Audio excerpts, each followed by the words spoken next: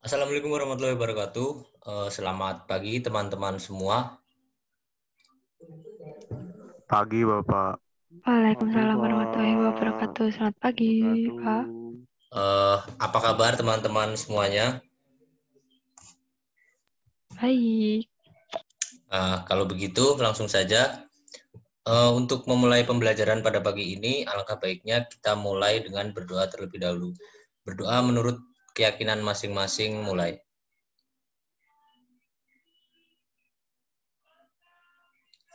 Berdoa selesai. Baiklah, jadi pada pembelajaran pada kali ini kita akan membahas mengenai teks proposal. Tanpa berlama-lama lagi, saya akan menjelaskan di sini pengertian dari teks proposal. Pengertian dari teks proposal yaitu rencana kerja yang ditulis secara sistematis, terperinci, dan formal mengenai rancangan suatu kerja atau kegiatan.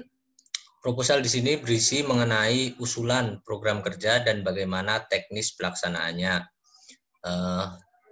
Lalu selanjutnya ada fungsi dari teks proposal. Fungsi yang pertama dari teks proposal yaitu untuk melakukan penelitian yang berkaitan dengan agama, sosial, budaya, ekonomi, dan lain-lain.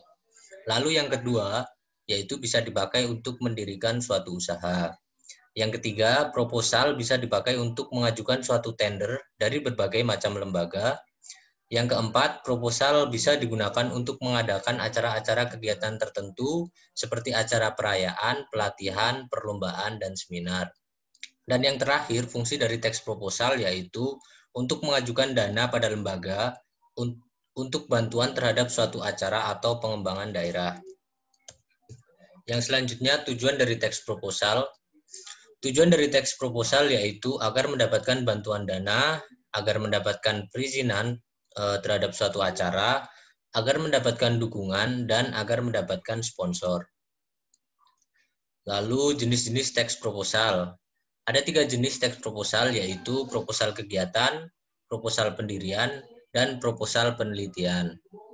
Proposal kegiatan di sini terdiri dari kegiatan lomba, kegiatan pameran atau bazar, kegiatan pelatihan, kegiatan diskusi, kegiatan seminar, dan kegiatan karya wisata. Unsur-unsur dari teks proposal yaitu yang pertama nama kegiatan atau judul, yang kedua latar belakang, yang ketiga tujuan kegiatan, yang keempat tema, yang kelima sasaran atau peserta, dan yang keenam tempat dan waktu, lalu kepanitiaan, dan yang terakhir yaitu rencana anggaran biaya. Sistem penulisan teks proposal penelitian. Di sini saya ambil contoh teks proposal penelitian. Sistem penulisannya yaitu yang pertama terdapat latar belakang. Pada bagian ini memiliki isi pemikiran-pemikiran tentang permasalahan yang hendak diteliti dan alasan-alasan mengapa permasalahan yang dikemukakan dalam tulisan tersebut diambil dan perlu untuk diadakan penelitian. Lalu yang kedua ada batasan masalah. Batasan-batasan pada penelitian sangat penting. Mengapa demikian? Agar ruang lingkup permasalahan yang diteliti tidak meluas dan melebihi batas. Contohnya, yaitu batasan seperti pengumpulan data, batasan analisis, batasan anggaran, dan lain-lain. Lalu ada rumusan masalah. Penulis itu harus merumuskan dengan detail permasalahan yang akan ditelitinya dengan menjelaskan secara sistematis konsep untuk menjawab permasalahan yang sedang diteliti, hipotesis yang akan diuji, dugaan sementara yang akan dilakukan pembuktiannya. Lalu ada tujuan penelitian. Pada bagian ini dapat dijelaskan secara detail apa yang ingin dicapai dalam penelitian tersebut sesuai dengan permasalahan yang sedang diteliti. Umumnya, tujuan penelitian dibagi menjadi 2, yaitu tujuan umum dan tujuan khusus.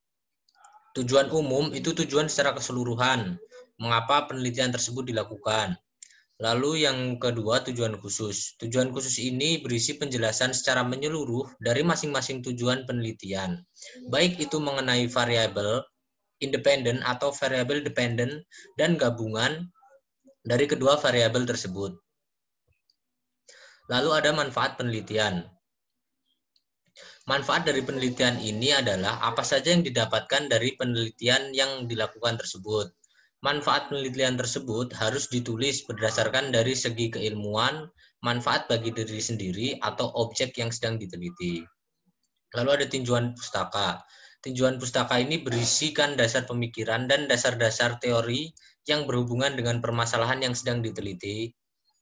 Lalu ada metode penelitian. Metode penelitian di sini berisikan rancangan penelitian, variabel penelitian, definisi operasional variabel, tempat dan waktu penelitian, populasi dan sampel penelitian, jenis dan sumber penelitian, lalu teknik pengumpulan data, ada etika penelitian, ada pengolahan data, analisis data, hingga bahan-bahan yang diinputkan dalam penelitian tersebut. Lalu ada objek penelitian. Pada penelitian kuantitatif, teknik pengumpulan data dapat dilakukan menggunakan survei, interview, dan juga eksperimen. Lalu selanjutnya ada metode analisis data. Setelah data-data tersebut terkumpul, lalu dilakukan analisis data. Metode analisis data kualitatif, prosedur-prosedurnya sangat jelas. Ketajaman pada analisis data kualitatif tergantung pada kebiasaan-kebiasaan peneliti dalam melakukan penelitian. Lalu yang terakhir ada daftar pustaka. Daftar pustaka di sini berisikan sumber-sumber materi yang menjadi referensi dalam penyusunan proposal. Dan dalam daftar pustaka tersebut, nama-namanya disusun sesuai abjad nama penulis materi.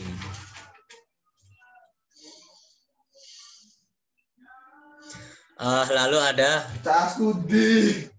ciri-ciri dari teks proposal.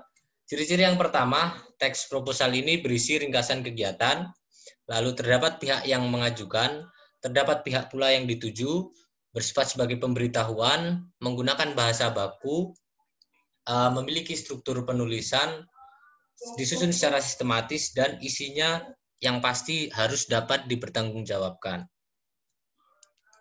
Nah, ini ada kaidah kebahasaan dalam penyusunan teks proposal. Kaidah kebahasaan yang harus digunakan dalam penyusunan teks proposal yang pertama yaitu menggunakan istilah ilmiah. Dalam menuliskan informasi yang ada di dalam teks proposal, harus menggunakan istilah-istilah yang mudah dipahami, misalnya adalah istilah ilmiah yang berkaitan dengan kegiatan yang akan dilakukan atau yang berkaitan dengan bidang keilmuannya. Lalu menggunakan kata kerja tindakan. Dilihat dari tujuan dibuatnya proposal, sangat berkaitan dengan tindakan khususnya dalam merencanakan sebuah kegiatan. Yang ketiga ada menggunakan kata pendefinisian. Di dalam proposal terdapat sebuah istilah yang tidak semua orang dapat memahami istilah tersebut, sehingga membutuhkan penjelasan secara tersendiri untuk menjelaskan istilah tersebut. Lalu menggunakan kata yang dengan makna perincian. Contoh dari kata makna perincian adalah seperti selain itu, pertama, kedua, ketiga, dan seterusnya.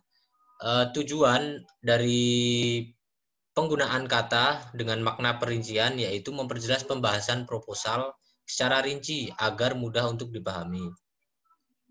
Yang selanjutnya menggunakan kata yang bersifat keakanan. Menggunakan kata yang bersifat keakanan ini contohnya dari kata-kata seperti akan dan diharapkan. Tujuan dari digunakannya kata yang bersifat keakanan ini yaitu untuk memperjelas tujuan dan keinginan dari dituliskannya proposal tersebut. Yang terakhir menggunakan kata denotatif. Makna dari denotatif adalah makna yang sesuai dengan apa adanya. Jadi denotatif adalah makna yang di dalamnya terkandung kata secara objektif. Contoh kata denotatif adalah rumah, menjadi wisma, lalu ada gedung, penginapan, hotel, dan sebagainya. Baik teman-teman semua, itu tadi materi mengenai teks proposal. Apakah ada yang ingin ditanyakan dari teman-teman mengenai materi teks proposal tersebut? Saya berikan kesempatan kepada teman-teman apabila ingin bertanya. Silakan.